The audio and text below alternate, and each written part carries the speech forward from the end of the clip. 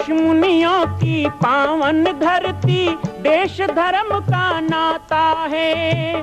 कहते सारे लोग यही हैं, गो हमारी माता है। जाग उठो ओ भारतवासी, जाग उठो ओ भारतवासी, गो पर छुरियां चलती हैं।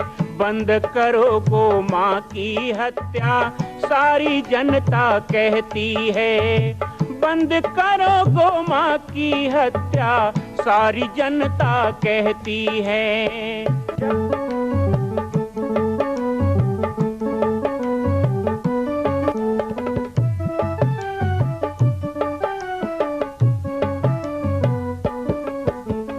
जगह जगह पर बूचड़ खाना, लाखों गौएं कटती हैं। किसे सुनाए व्यथा हमारी, नैना नीर बहाती हैं। रक्षा करना गौ माता की, रक्षा करना गौ माता की, गीता ज्ञान सिखाती है। बंद करो गो माँ की हत्या, सारी जनता कहती है। बंद करो गो माँ की हत्या, सारी जनता कहती है।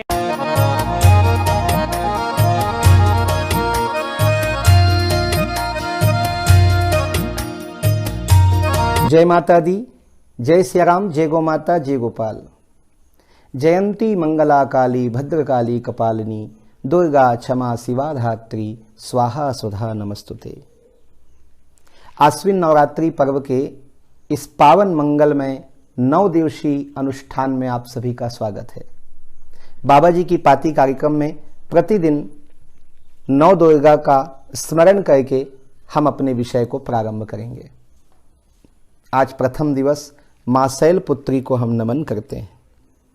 मां शैलपुत्री अर्थात गिरिजा, पार्वती, भवानी, मां अम्बा, शैल की पुत्री, हिमाचल पुत्री, पर्वत पुत्री पार्वती, पर्वत के समान दृढ़ संकल्प वाली, जन्म जन्म लो अगर हमारी, बरो शंभु न तरहों कुंवारी। वृषभ वाहन भगवान शिव के ही रूप में मां शैलपुत्री विराजमान, और ऐसे शैलपुत्री का नमन कर आइए 9 दिन के इस अनुष्ठान को हम प्रारंभ करें। उपवास, उपवास का अर्थ होता है नज़दीक में वास करना। सद संकल्पों के नज़दीक वास करें, सद वृत्तियों के नज़दीक वास करें, सद विचारों के नज़दीक वास करें।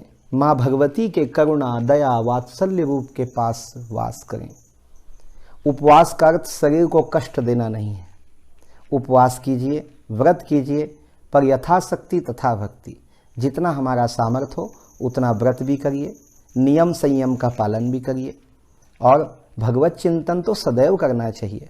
लेकिन 9 दिन नवरात्रि में अत्यधिक जप, माला, पाठ, सतचंडी का अनुष्ठान, प्रतिदिन होम, ऐसे सुंदर कार्य का आप आयोजन कर सकते हैं। बाबा जी की पाती में प्रतिदिन हम माँ भगवती के 9 रूपों का दर्शन 9 दिन तक करते हुए अपने प्रसंग को भी आगे बढ़ाएंगे। ओम ऐं ह्रीं क्लीं चामुंडाय विचे। नवरात्रि के पावन पर्व पर माँ भगवती के 10 महाविद्या स्वरूप का बहुत ही पावन दर्शन, 10 महाविद्या की कथा।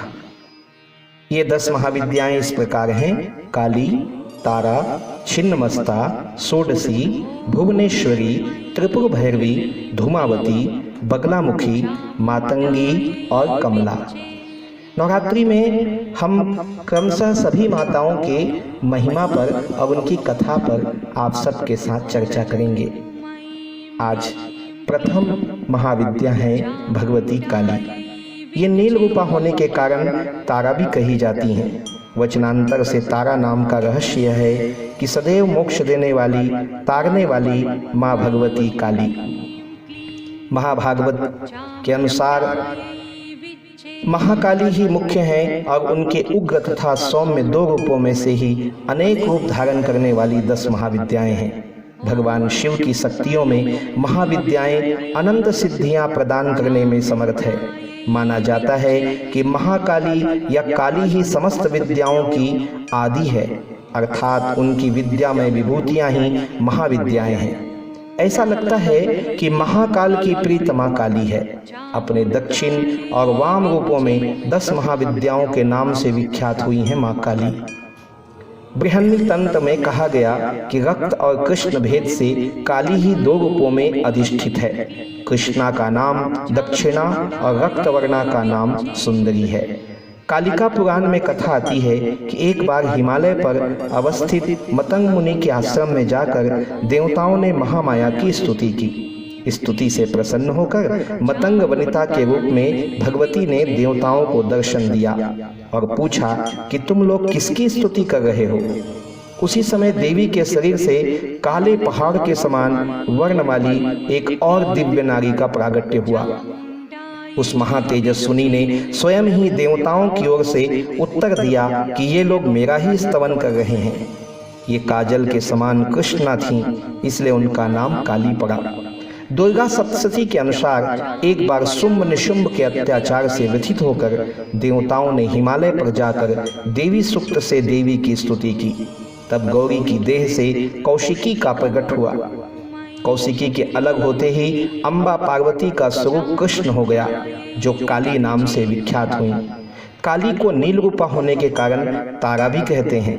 नारद पांड्यात्र में अनुसार एक बार काली के मन में आया कि वे पुनः गौरी हो जाएं। यह सोचकर वे अंतर ध्यान हो गईं। शिव जी ने नारद जी से उनका पता पूछा। नारद जी ने उनसे सुमेरु के उत्तर में देवी के प्रत्यक्ष उपस्थिति होने की बात कही। शिव जी की प्रेरणा से नारद जी वहां गए। उन्होंने देवी से शिव जी के साथ विवाह का प्रस्ताव रखा। प्रस्ताव सुनकर देवी क्रुद्ध हो गईं और उनकी देह से एक अन्य षोडशी विग्रह प्रकट हुआ और उससे छाया विग्रह त्रिपुर भैरवी का प्रागट्य हुआ। काली उपासना में संप्रदाय भेद हैं। प्रायः 2 रूपों में इनकी उपासना का प्रचलन है। भवबंधन मोचन में काली की उपासना सर्वोत्कृष्ट कही गई है। शक्ति साधना के 2 पीठों में काली की उपासना श्याम पीठ पर करने योग्य है। भक्ति मार्ग में किसी भी रूप में उन महामाया की उपासना फल प्रदान करने वाली है, परंतु सिद्धि के लिए उनकी उपासना वीर भाव से की जाती है। साधना के द्वारा जब अहंता, ममता और भेद बुद्धि का नाश होकर साधक में पूर्ण शिशुत्व का उदय हो जाता है, तब काली का श्री विग्रह में पूर्ण शिशुत्व का उदय हो जाए तब काली का श्री विग्रह साधक के समक्ष प्रकट हो जाता है। उस समय भगवती काली की छवि अवर्णीय होती है। कज्जल के पहाड़ के समान दिग्वसना, मुक्त कुंतला, 100 पर आसूर मुंडमाला धारिणी भगवती काली का प्रत्यक्ष दर्शन साधक को कृतार्थ कर देता है। तांत्रिक मार्ग में यद्यपि काली की उपासना दीक्षा गम्य है, तथापि अन्य शरणागति के द्वारा उनकी कृपा किसी को भी प्राप्त हो सकती है। मूर्ति, मंत्र अथवा गुरु द्वारा उपदृष्टि किसी भी आधार पर भक्ति भाव से मंत्र जाप, पूजा, होम और पुष्चरण करने से भगवती काली प्रसन्न हो जाती है। उनकी प्रसन्नता से साधक को सहज ही संपूर्ण अभिष्टों की प्राप्ति हो जाती है। 10 महाविद्या की कथा में कल हम तारा देवी की कथा के साथ जुड़ेंगे। ओम ऐं ह्रीं क्लीं चामुंडाय विच्चे। कहते हैं भगवान शंकर सती के वियोग में मां सती के अधजले शरीर को लेकर पूरे ब्रह्मांड में घूमते हैं। उस समय सारा ब्रह्मांड शिव की अनुपस्थिति से भयभीत हो जाता है। साथ ही साथ चक्र सुदर्शन के द्वारा भगवान विष्णु ने माता सती के शरीर को 52 खंडों में विभाजित किया। जहाँ जहाँ माता सती के शरीर गिरे, अंग गिरे, वहाँ वहाँ शक्तिपीठ की स्थापना हुई। तब भारत अखंड था। अखंड भारत के उस विस्तृत क्षेत्र में माँ भगवती के 52 शक्तिपीठों का वर्णन मिलता है।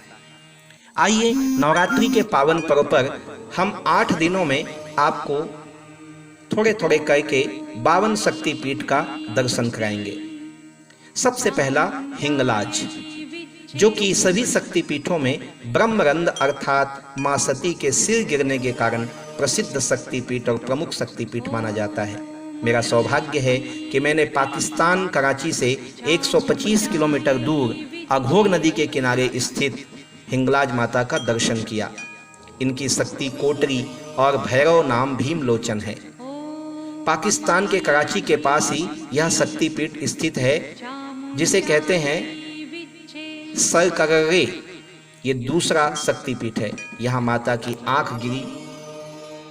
यह शक्ति महिषासुरमर्दिनी और शिव को यहाँ क्रोधीश कहा जाता है। तीसरे शक्तिपीठ को सुगंधा नाम से जाना जाता है। बांग्लादेश के शिकारपुर के पास सोंध नदी के किनारे स्थित सुगंधा माता, जहाँ माता की नासिका गिरी। इसकी शक्ति सुनंदा और भैरव को त्रयंबक कहते हैं। महामाया शक्तिपीठ ये माता की चौथी शक्तिपीठ है। भारत के कश्मीर के पहलगांव अमरनाथ रास्ते में पहलगांव के निकट माता का कंठ गिरा। इसकी शक्ति महामाया और शिव यहाँ त्रयसंधेश्वर के नाम से है। पांचवी शक्तिपीठ के रूप में ज्वाला जी। कौन नहीं जानता ज्वाला जी को। ध्यानु भगत की आराध्या हिमाचल प्रदेश के कांगड़ा में स्थित है माता ज्वाला। माता ज्वाला की यहाँ पर सती की जिह्वा गिरी। इसे ज्वाला जी स्थान कहते हैं। इसकी शक्ति है सिद्धिदा अंबिका और भैरव को उन्मत्त कहा जाता है। तत्पश्चात त्रिपुर मालिनी जो छठवीं शक्तिपीठ के रूप में है, पंजाब के जलंधर में देवी तालाब, जहां माता का बायां वक्ष गिरा।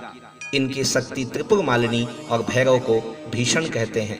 सातवें शक्तिपीठ के रूप में माता भगवती बैजनाथ में विराजित हैं। झारखंड के देवघर में बाबा धाम बैजनाथ धाम, जहां माता का हृदय गिरा। इनकी शक्ति है दुर्गा और भैरव को वैद्यनाथ कहते हैं। कल पुनः आपको मां भगवती के 52 शक्तिपीठ के अगले परिचय के साथ जोड़ेंगे। जय माता दी।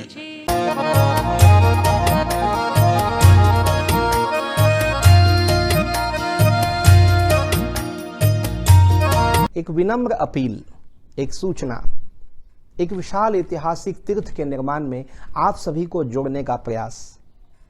जैसा कि आप सभी जानते हैं कि पूरे विश्व में भगवान राम के लाखों मंदिर हैं, पर भगवान राम को जन्म देने वाली छत्तीसगढ़ की लाडली बेटी मां कौशल्या का एक भी दिव्य धाम पूरे विश्व में भारत में कहीं नहीं है। इसी पीड़ा को महसूस करते हुए विगत 2005 से 15 वर्षों से श्री पाटेश्वर धाम जिला बालोद छत्तीसगढ़ में यह विशाल 25 करोड़ की लागत से मां कौशल्या जन्मभूमि मंदिर तीर्थ का निर्माण हो रहा है।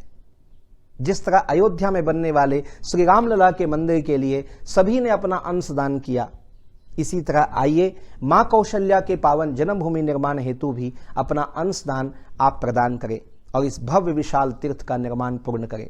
यदि आप चाहते हैं कि आपका भी नाम इस विशाल तीर्थ में अंकित रहे हजारों वर्षों के लिए, तो यहां बनने वाले कीर्ति स्तंभ में आपका भी नाम स्वर्णाक्षरों में लिखा रहेगा। हमने बहुत सरल व्यवस्था की है। आप 1 लाख दें, 51,000 दें, 21,000 दें, हमारा अकाउंट नंबर है। लेकिन हम चाहते हैं कि आप मात्र 1,000 रुपये प्रति वर्ष देने का संकल्प करें। यदि आप 1,000 रुपये प्रति वर्ष देने का संकल्प करते हैं, हमारे इस व्हाट्सएप नंबर पर हमें मैसेज आप भेज दें। अपना संकल्प, अपनी घोषणा, एक सम्मान पत्र आपको बना करके दिया जाएगा। साथ ही साथ एक पत्रक प्राप्त होगा जिसमें लिखा हुआ है कि आप इस राशि की घोषणा करें, 1,000 रुपये जमा करें, अगले वर्ष फिर जमा करें, जितने वर्ष तक आप जमा कर सकते हैं करें, और जब आपको लगता है कि आगे मैं नहीं कर सकता, एक मैसेज कर दें, आपकी राशि अब नहीं ली जाएगी। और यदि 5 साल लगातार आपने जमा किया 1,000 रुपये प्रति वर्ष, तो आपका नाम स्वर्णाक्षरों में इस विशाल तीर्थ में अंकित रहेगा। हम तो चाहते हैं कि जीवन पर्यंत 1,000 रुपये प्रति वर्ष देने का आप संकल्प करें।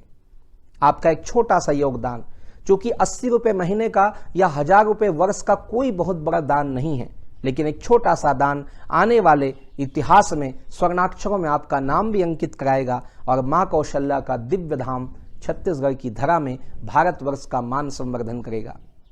इसी निवेदन के साथ मैं राम बालक दास महात्यागी, मां कौशल्या जन्मभूमि मंदिर तीर्थ निर्माण स्थान श्री पाटेश्वर धाम जिला बालोद छत्तीसगढ़ से जय श्री राम, जय गो माता, जय गोपाल। मां कौशल्या की पावन जन्मभूमि छत्तीसगढ़ प्रांत में बालोद जिला में स्थित है श्री सर्वसिद्ध शक्तिपीठ जामड़ी पाटेश्वर धाम। परम पूज्य सद्गुरुदेव राजयोगी बाबा जी की तपस्थली श्री पाटेश्वर धाम और विश्व के अद्वितीय मां कौशल्या जन्मभूमि मंदिर निर्माण का दर्शन करने और इसी प्रकार समसामयिक विषयों पर अपना ज्ञान वर्धन करने के लिए और 10,000 गायों के लिए बनने वाले श्री हनुमान नंदीशाला गो अभ्यारण्य का समाचार प्राप्त करने के लिए आप सभी देखते रहें YouTube चैनल पर राम बालक दास, और हमारे चैनल को आप सभी सब्सक्राइब करें, घंटी का बटन दबाएं ताकि आप सूचनाओं से जुड़े रह सकें। जय श्री राम, जय गौ माता, जय गोपाल।